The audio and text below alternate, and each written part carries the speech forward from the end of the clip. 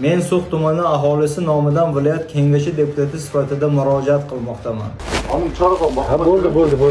Ne de çalayım kupamla. Prosta mashina, yangi mashina bu aka. Okuyamaz. Oy, hamma zaps qilyapti-yu. Qizlar qo'limni nima qilib olib kelyapsiz? Prezident ham ko'radi aka uni. Okuyamaz bu kolumla. O'zbekiston fuqarosi hokimiyat vakili Sherdodjon Qurbonov neytral hududdan majburan Qirg'iziston hududiga olib kirilib, jismoniy zo'ravonlikka uchradi. Hatto fuqaroning kasalmand onasi ham tan jarohati olgan. So'x aholisi O'zbekistonning ajralmas qismi bo'lsa-da, Farg'ona viloyatiga borib kelish uchun Qirg'iziston hududi orqali o'tishga majbur. Afsuski, ayrim Qirg'iziston chegara xodimlari tomonidan So'x aholisiga nisbatan muntazam ravishda bosim, tahqirlash va noqonuniy munosabatlar kuzatilmoqda. Pasportni ushlab turib, nomeringni berasan. Qirg'iz askar. Ödükke. Kalemi kupamla.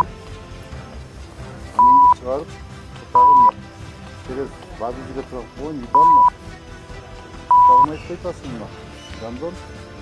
Fuqarolarimizning sha'ni va qadr-qimmati kamsitilmoqda. Bu esa xalqimizning noroziligiga sabab bo'lmoqda. Neytral hudud bu hech bir davlat to'liq nazorat qilmaydigan o'tish hududi hisoblanadi. U yerdan fuqaroni sudrab olib kirish va kuch ishlatish xalqaro normalarga ham zid holatdir.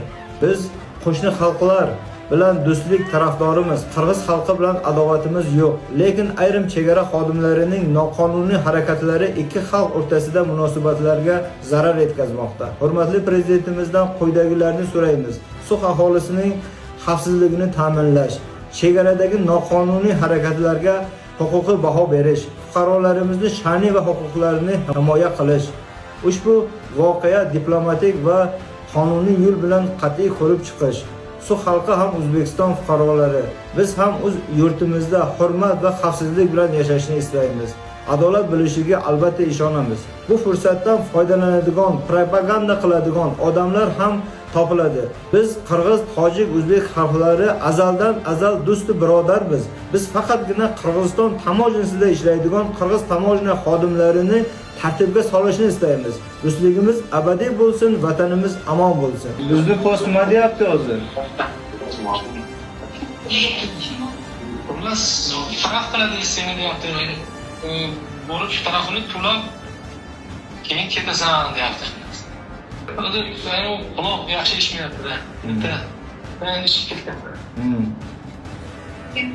Rishton va Qaytmas chegara postlari o'rtasidagi neytral hududda sodir bo'lgan holatda jabrlangan fuqaro oilasi bilan birga So'x tumaniga sog'-salomat yetib keldi va hozirda So'x tumani shifoxonasida tibbiy nazorat ostida davolanmoqda. Uning salomatligi bo'yicha tegishli mutaxassislar tomonidan zarur choralar ko'rilmoqda. Shuningdek, avvalgi videomiz yuzasidan turli tashkilot va mutasaddilar bilan rasmiy muloqotlar bo'lib o'tdi.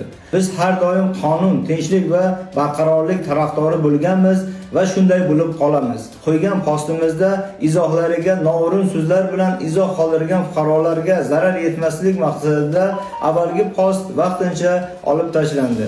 Eng asosiysi xalq tinchligi, fuqarolar xavfsizligi va yurt osoyishtaligi.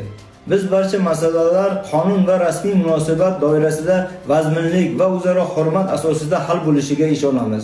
Vatan omon bo'lsin, osmonimiz musaffo bo'lsin. Azamatjon bilan Nurmuhammad akamiz davolanishga kelibdi. Hech shu yurtlarga, shu osmoni musaffo yurtlarga to'ylar mana shunaqa bordi keldilar yarashadi. Albatta do'stligimiz abadiy bo'lsin. Mehr ko'zda deyishadi-ku. Mana bor bo'ling aka, Nurmuhammad aka salomat bo'ling. Shu markaziy shifoxonamizga kirib davolanib, yaxshi sog'lom bo'lib, shu yurtga, O'zbekiston, Qirg'izistonga xizmat qilish, belni bo'ylab xizmat qilish hammamizga nasib qilsin aka. Rahmat, xush kelibsizlar. Vaqtlaringiz bo'lsa, borib mehmon qilay. Hurmatli so'xlik vatandoshlar va mehmonlar. Hozirgi tartibga ko'ra O'zbekiston va Qirg'iziston o'rtasidagi o'tkazish punktlari ertalab soat 6:00 dan kechki soat 22:00 gacha faoliyat yuritadi. Kuzatishlarga ko'ra, aksariyat fuqarolar viloyatdan qaytishda kechki vaqtni tanlayotganligi sababli Rishton va Tul chegara o'tkazish punktlarida navbatlar yuzaga kelmoqda. Shu munosabat bilan so'xlik vatandoshlarimiz va mehmonlarimizdan imkoniyat bo'lsa, So'x tumaniga faqat kechqurun emas, kunning boshqa vaqtlarida ham qaytishlarini so'rab qolardim. Qo'shni chegarachilarning aytishlaricha, kunduzgi taxminan soat 11:00 dan 16:00 gacha o'tkazish punktlarida fuqarolar harakati ancha kam bo'lar ekan. Agar viloyatga borgan fuqarolar qaytish vaqtida kechki paytdan tashqari boshqa vaqtlarni ham tanlasalar, navbatlar kamayishiga va barcha uchun qulaylik yaratilishiga sababchi bo'lar edik. Vatan omon bo'lsin.